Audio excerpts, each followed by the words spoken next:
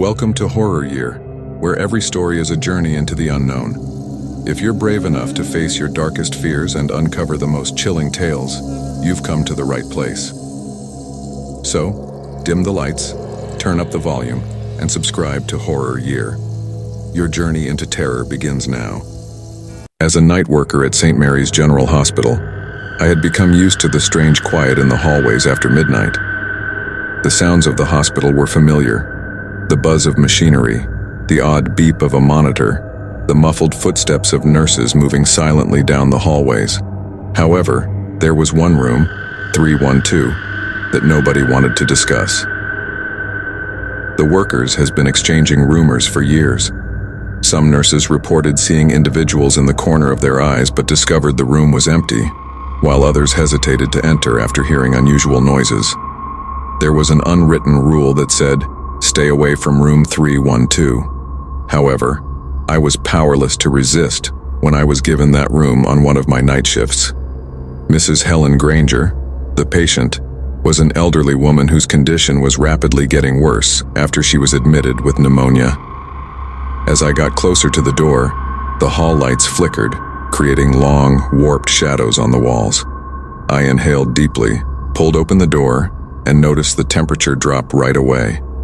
Mrs. Granger was wide awake, staring at the ceiling with her pale eyes, while she muttered something incoherently. Her voice sounded dry and scratchy, almost like a low chant, and it was unnerving. She stopped muttering and turned her head toward me with a startling slowness as I stepped in to check her vitals. Shouting softly, "He's watching," she said. "Who's watching, Mrs. Granger?" I asked, trying to keep my voice calm. Her eyes grew wide, and she gripped my wrist with an unexpected amount of force. "The dude has been around for a while. He arrives to get us." I ignored the shiver that ran up my spine, telling myself that she was just delusional due to her condition. I worked fast through my responsibilities, but just as I was about to leave the room, the lights abruptly went out. The room darkened almost completely, and I felt like a weird, heavy weight was falling on me. I turned to walk away, but before I could get to the door, there was a low, growling-like voice. I became motionless. The noise originated from my rear, close to the distant end of the space. I slowly went back to Mrs. Granger, but her lips were moving as though in prayer, and she was still staring at the ceiling. Then I noticed it, a darker shadow in the corner than the surrounding faint light. It was neither a reflection nor an optical illusion. It shifted and stretched as if it had free volition.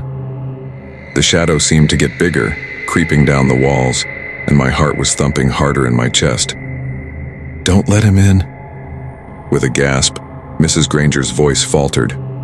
My pulse was thumping, and my mind racing as I bounded out of the room, but I couldn't get rid of the feeling that someone was watching and following me.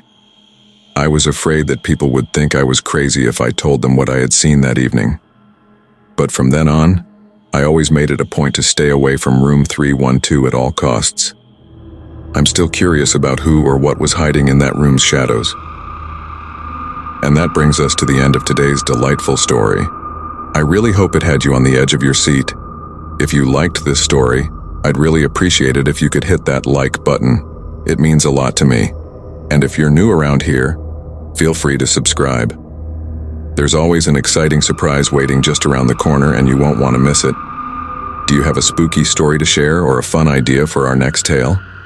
Feel free to share in the comments below. I'm really curious to know what gives you the creeps the most. And as always, take care, keep exploring. And remember, sometimes the most chilling tales are the ones left untold. Catch you in the next one, if you're up for it.